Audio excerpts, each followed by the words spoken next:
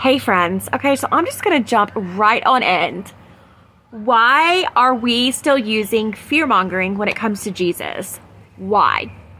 My thought process is, hey, Jesus is kind, he is love, he is patient, he is calm, he is forgiving, he is love, he is all of these wonderful things. So why are so many people still screaming and yelling, you're going to hell if you deny Christ? You're going to hell if you're not a Christian. You're going to hell if you do this. You're going to hell if you do that. This person's going to hell. That person's going to hell. When does it make somebody actually change their mind? Like, oh my gosh, like I'm going to go to hell. I better straighten up my life right now. It hasn't. Because that's not the way I think that people should learn about Jesus. Let's not scare people into it. I don't think that's okay. In today's world, there are so many people who have mental health issues, so many people who have been abused and dealing with PTSD, and so much hate and violence and negativity. Why, as Christians, are we going to use that type of behavior to throw it at people to make them change to be a Christian and accept Jesus into their heart? I think that is absolutely wrong. And let me just say that God has never put on my heart to tell somebody that they're going to hell, ever. Why would I? I was one of the biggest sinners out there. However, though, God has used me as somebody who can share my story. I was raised around abuse. I was bullied in school. I did drugs and alcohol and did a lot of bad things. I was a bad mom for so long. I did so many bad things, but guess what? God forgave me, and I'm alive today because of that. And that just goes to show that no matter your past, God's going to love you and he is going to forgive you. So what I am going to do is that I am going to continue to show everybody how wonderful God is. So many people are like, how are you happy every single day? Well, number one, I did accept Christ into my heart. But number two, I really worked really hard at this. I was sick and tired of being sick and tired. I was so tired of being wrapped up in PTSD and allowing the trauma and the triggers to guide my life every single day, looking over my shoulder, scared that something was going to happen to me, scared that this or scared of doing that. I was tired of it. And so I turned to drinking and drugs because I didn't even know how to regulate my own emotions. And I started drinking heavily at 13 and 14 years old. And the moment I had that sip of alcohol, it was like heaven to my soul, because I was a very weird and awkward girl. I didn't feel good in my skin. I didn't feel good in my mind.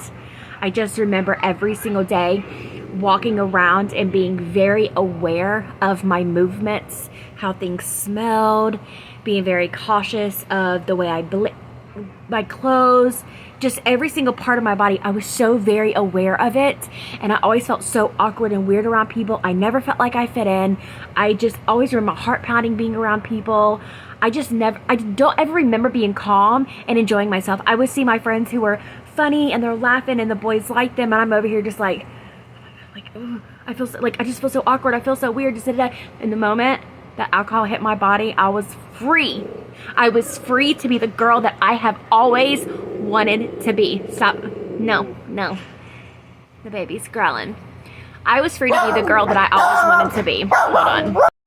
So that was life-changing. So I was like, okay, let's try the next drug, and let's try this, and let's try that, because I finally was the girl that I always wanted to be. I felt like I was funny. I felt like I was loose. I felt like I could actually join the party and just be like the cool fun girl. That was the wrong thing. I should have never done that. And let me get these crazy dogs. Hold on. So it was extremely dangerous, me at 14 years old, just throwing back bottles of alcohol. I didn't like myself. I had an eating disorder on top of that. I was anorexic, so it was I had a mental health issue. So it was just consistent, just all this stuff that I was going through, and I couldn't get a grip on myself. But the only time that I was ever happy is when I was drinking or doing drugs. And then I found pain pills, and it was ding dong, holy moly. This is the best thing that has ever made, because it turns me into a super person, like the person I always wanted to be. So, as I got older, I ended up in abusive relationships. I dropped out of high school. I was taken out of high school because I was bullied, and the school wouldn't do anything about it. So my mom took me out. I ended up pregnant at 19, and my daughter's father like cheated on me with my best friend, and that was just like another thing that just like destroyed me. And I loved her. She was the best thing. One of the first best things that ever happened. That was so wonderful, and she's amazing. That happened, and then I got into abusive relationships, and I was drinking and doing cocaine, just trying to wash down all of the horrible emotions. I didn't know how to control myself. I didn't know how to control myself, and I was out of control, and I self-harmed. I just gotta be careful, like what I put up here. Don't want this video to delete. But anyways, and I finally I left. I just got up and left, and I was like, I cannot do this anymore. So I decided it was just gonna be me and my daughter forever. But one night I went out to the bar, and guess what? I met this guy who I thought was gonna be an absolute prince. Ding dong, absolutely not. We dated for a year, and I thought he was perfect. We moved in with each other, and he ended up being extremely abusive. It got so bad that it was like I couldn't close the door to the bathroom. He would count my speedometer, or like miles. He knew how long it took me to get from work to pick up my daughter and get back home. He was accusing me of cheating all the time. It was non-stop. It was terrible. It was horrible. I didn't want to go back home, and there was nowhere for me to go. There was so I stayed and I stayed and I stayed and I stayed, and I finally escaped from him, and I was like, this is it, no more. I ended up, by the grace of God, I found my husband, which he is a prince. My brother had just died 6 months earlier. I was destroyed. I was a wreck. I was Red Flag Express.